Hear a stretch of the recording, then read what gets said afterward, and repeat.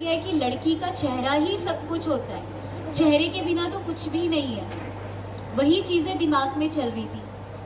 फिर उस वक्त में एक चीज और दिमाग में आई कि नहीं लक्ष्मी, तुम तो सुसाइड कर लोगी, 2 मिनट में तुम्हारी डेथ हो जाएगी, लेकिन इस 2 मिनट के बाद क्या होगा? ये सोसाइटी यही कहेगी कि लड़की थी ना, लड़की की गलती थी, तभी उसने सुसाइड किया है। फिर पेरेंट को टॉर्चर किया जाएगा, फिर उसके बाद कहीं वो भी सुसाइड ना कर ले। जो गलती मैंने अटैक से पहले की अपने पेरेंट्स से बात ना करके, वही गलती मैं अब फिर दोहराऊंगी अपने पेरेंट्स से बात ना करके।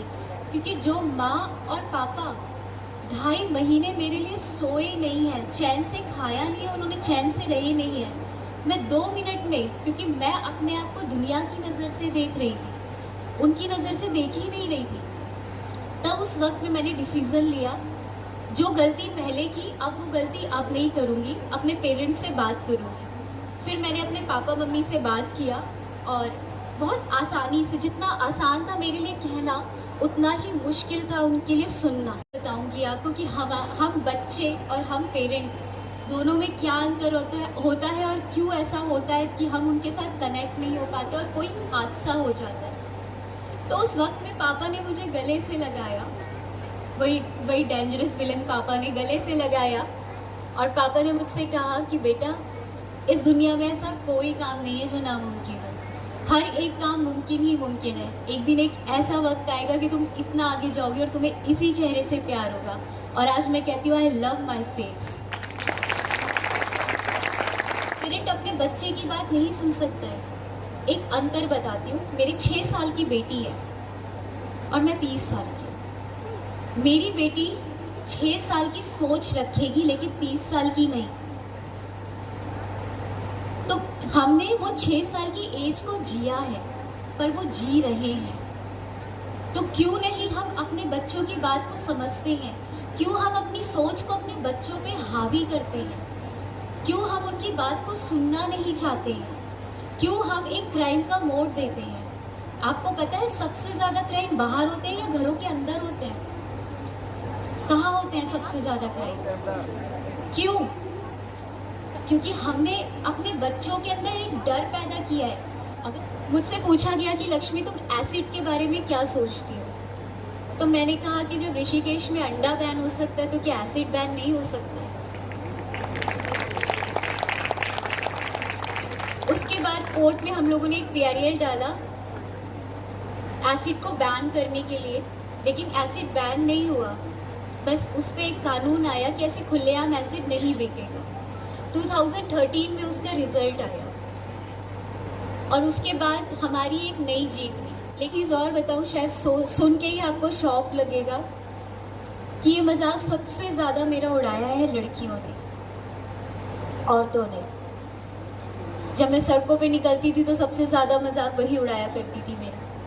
तब उस वक्त में मैं आज भी उनकी थैंकफुल हूँ, इसलिए क्योंकि मुझे उन्होंने इतना नेगेटिव बोलने के बाद भी इतना पॉजिटिव किया। मैं खुद को इतना पॉजिटिव महसूस किया, मैंने उसका अपोजिट किया कि ये लोग नेगेटिव बोल रहे हैं, क्यों ना मैं इसका अपोजिट करती हूँ। हाँ, मैं ऐसी हूँ क्योंकि मैं बचपन से पैदाइशी ऐसी नहीं हूँ। मेरे साथ क्राइम हुआ है, मेरे साथ क्राइम किया गया है, और वो लड़का अपना चेहरा ढक के चले, मैं नहीं चलूँगी। जिसको शर्म आती है वो अपना चेहरा ढक के चले, मैं क्यों अपना चेहरा ढक के चलूंगी?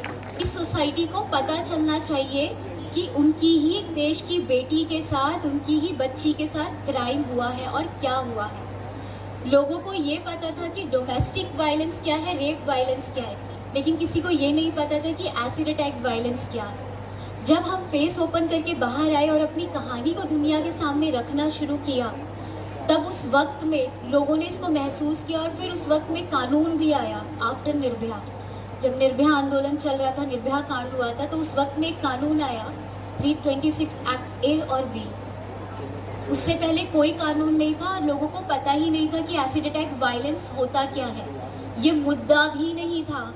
लेकिन दुनिया का सबसे हीनियस क्राइम ही एसिड अटैक है। एक लड़की के 90-100 ऑपरेशन होते हैं। उसमें भी डॉक्टर ये नहीं कह सकते कि कब तक होंगे। जब मैं बाहर निकल के आई, मैंने अपनी जैसी और लड़कियों को देखा, क्योंकि हम जब घरों में होते हैं ना तो हमें ऐसा लगता है कि इस दुनिया में हम ही एक ऐसे इंसान है जिसके साथ ये हादसा हुआ है।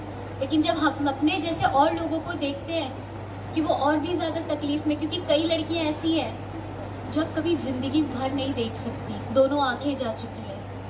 कई लड़कियां ऐसी हैं जिनकी एक आंख जा चुकी है। उस वक्त में मुझे रियलाइज़ हुआ कि लक्ष्मी तुम दुनिया देख तो सकती हो। तब उस वक्त में मुझे ये फील हुआ कि नहीं, अब बस, अब बहुत हुआ। फिर मैंने एक एनजीओ शुरू करी और उसके बाद रिहैबिलिटेशन पे काम किया। और जो लड़कियां अपने केस बंद कर रही थी, अपने अधिकारों के लिए लड़ नहीं पा रही थी, उनको निकाल के लाना शुरू किया और उनको उनकी ही आवाज़ बनाई। उसने आपको देख करके ये रियलाइज होगा कि आखिर मैंने इतनी बड़ी गलती की तो क्यों की, और वो दुनिया से चला जाता तो फिर आपका ये रूप नहीं देख पाता ना। एग्जैक्टली कि ये उसको फांसी से बढ़कर सजा हुई है। छपाक आने के बाद एक सबसे अच्छी चीज़ ये हुई है कि मेघना मैम का मैं बहुत थैंकफुल हूँ, और दीपिका का भी, कि उनकी वजह से उन तक भी आवाज़ पहुँची है जिन तक आवाज़ नहीं पहुँच पा रही थी। इवन वो लोग भी बाहर निकल के आए जो लोग बाहर भी नहीं निकल पा रहे थे। तो ये सबसे अच्छी चीज़ हुई है छपाक के आने के बाद। और मैं आपको एक चीज़ बताऊं, छपाक से कभी कोई किसी की पहचान नहीं ले जा सकता है। हम अपनी पहचान खुद बनाते हैं, और अगर आज आप लोग मुझे जानते हैं वो सिर्फ इसलिए मेरे चेहरे की वजह से नहीं, मेरी हिम्मत की वजह से। बहुत छोटा सा सवाल कि आप मूल कारण क्या मानती हैं जो आपके साथ इतना बड़ा अन्याय हुआ? मैंने बताया पेरेंट्स और ये सब, क्योंकि इसमें उस व्यक्ति का गलती कहीं पे आपने उजागर नहीं की, मैं उस पर थोड़ी दृष्टि चाहता हूँ। गलती उजागर नहीं करी मतलब जिसने आपके साथ वो अटैक, हाँ बताया, उसका वन साइड लव था। उसने मुझे शादी के लिए प्रपोज किया और जब मैंने मना किया तो उन्होंने अटैक किया। Okay, thank you. दूसरा क्वेश्चन सुनीता जिंदल जी, झारखंड से।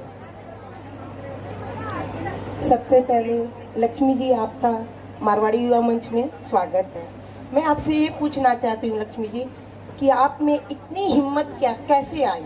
इतना बड़ा कांड हुआ, हम लोग तो मतलब सुन के भी हम लोग को रोना आ जा रहा, और आप में इतनी हिम्मत आई, ये कैसे आई? मुझे खुशी है कि मुझे बहुत अच्छे पेरेंट मिले। मैं एक चीज़ यहाँ पे बोलना चाहूँगी कि जब मेरे ऊपर अटैक हुआ तो लोगों ने मुझसे सवाल करना शुरू किया, बोला कि तुम्हें लड़कों से नफरत नहीं होती है?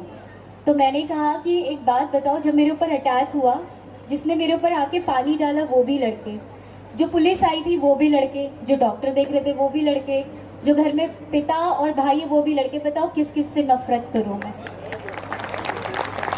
और जो आज जो हिम्मत मिल रही है मुझे, वो कहीं और से नहीं, जब मैं मंच की तरफ आती हूँ और जब आप सबका प्यार मिलता है, वही हिम्मत होती है मेरे लिए। एक अंतिम प्रश्न राखी भालोटिया जी, संबलपुर से। कहीं ज़्यादा खूबसूरत आपकी आवाज़ है और आपकी बोलने का तरीका और अपनी प्रस्तुति, उसका तो कोई मिसाल ही नहीं है। Thank you Lakshmi ji. मेरा सवाल ये है कि आपने एसिड अटैक के ऊपर बहुत काम किया और एसिड अटैक को भारत में बहुत हद तक रोकने के लिए कोशिश भी की और वो बहुत हद तक कामयाब भी रही। लेकिन मेरा सवाल ये है कि जो एसिड अटैक आपने प्रैक्टिकली रोका, लेकिन उस एसिड का क्या जो लोगों के मन में है, जो लड़कों के मन में है, उस एसिड के लिए हमको क्या करना चाहिए और किस तरह के स्टेप उठाने चाहिए? आपकी इस बारे में क्या राय है? मंच पे आई हूँ और आप लोग सब बैठे हुए हैं। जब मैं यहाँ आके कुछ बोल के गई हूँ, क्योंकि एक इंसान 100 के बराबर होता है, और जब आपने मुझे सुना है तो शायद जब आप बाहर जाएंगे तो 100 लोगों की मदद करेंगे उसमें। तो इससे बड़ी बात और कुछ नहीं हो सकती। Thank you very much. ऐसे इवेंट्स होना बहुत ज़रूरी है, ऐसे लोगों को बुला के बात करना बहुत ज़रूरी है, फेस रूबरू कराना बहुत ज़्यादा ज़रूरी है, ताकि लोगों को पता चले कि एक्चुअल में क्या क्या प्रॉब्लम्स होती हैं। जी, थैंक यू वेरी मच।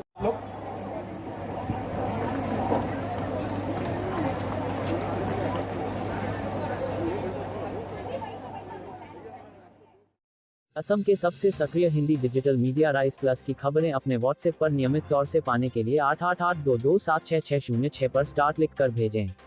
आप हमारे Facebook page rice plus live को लाइक कर भी हमारी खबरें पा सकते हैं।